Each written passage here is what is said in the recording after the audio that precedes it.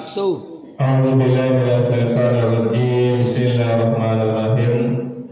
Alhamdulillahirabbil alamin. Asyhadu an la ilaha illallah wa asyhadu anna Muhammadan abduhu wa rasuluhu la nabiyya ba'da. Allahumma shalli ala sayyidina Muhammad wa ala ali sayyidina Muhammad. Ibadallah, ittaqullah haqqa tuqatih wa la tamutunna illa wa antum muslimun. Faqala ta'ala fi kitabil karim, a'udzu billahi minasy syaithanir rajim. Bismillahirrahmanirrahim. Laisa laka minal amri shay'un aw yatuba 'alaihim aw yu'adzibahum fa innahum zalimun. Sadaqallahul azim. Bapak Ibu yang sangat kami muliakan dan anak kami, anak soleh-solehah yang kami banggakan, alhamdulillah bersyukur kita kepada Allah kembali dengan izin dan rahmat Allah kita mampu mengawali hidup kita di masjid ini. Tentu kita berharap fadilah subuh yang Allah janjikan itu benar-benar menjadi milik kita.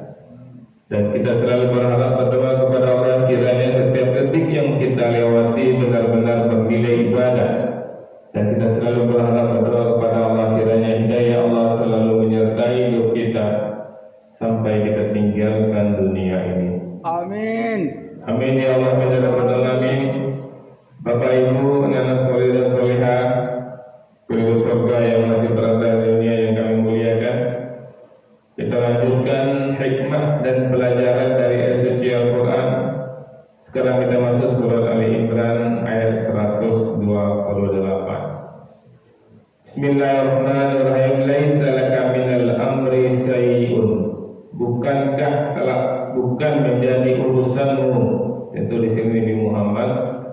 Aw yatuba, apakah Allah menerima taubat alaihim mereka, aw yu'adzibahum atau mengazabnya, fa innahum zalimun, karena sesungguhnya mereka orang-orang yang zalim. Ini Al-Imran 128. Di ayat sebelumnya ayat 127 berbicara tentang pertolongan Allah dalam perang Uhud, bagaimana Allah menolong kaum mukmin dan menghinakan sebagian orang-orang kafir. Maka ayat 128 meluruskan pemahaman penting. Walaupun Rasulullah SAW menyaksikan langsung kezaliman dan penderitaan kaum muslimin, keputusan akhir tentang nasib musuh bukan di tangan Nabi, tetapi murni hak Allah. Laisa laka minal amri syai'un, bukan menjadi urusanmu Muhammad. Aw yatuba, apakah Allah menerima taubat alaihim mereka, aw yu'adzibahum atau mengazabnya, fa innahum zalimun, karena sesungguhnya mereka orang-orang yang zalim. Hikmah apa yang bisa kita ambil Bapak Ibu? Yang pertama, manusia bahkan Nabi sekalipun punya batas dalam menentukan hasil. Laisa laka minal amri syai'un, tidak ada sedikit pun urusan itu menjadi kewenanganmu. Bisa kita ambil contoh Bapak Ibu dalam kehidupan kita sehari-hari. Orang tua sudah mendidik anak sebaik mungkin, tapi hasil akhirnya tetap di tangan Allah. Pimpinan kantor sudah adil, tapi kalau ada bawahan yang tetap bebankan, itu hasil akhirnya di tangan Allah. Karena pemimpin, bahkan Nabi sekalipun tidak bisa mengatakan azab si A, selamatkan si A, tidak bisa. Laisa laka minal amri, bukan menjadi urusanmu. Maka ini penting Bapak Ibu, kita sadari, kita pahami.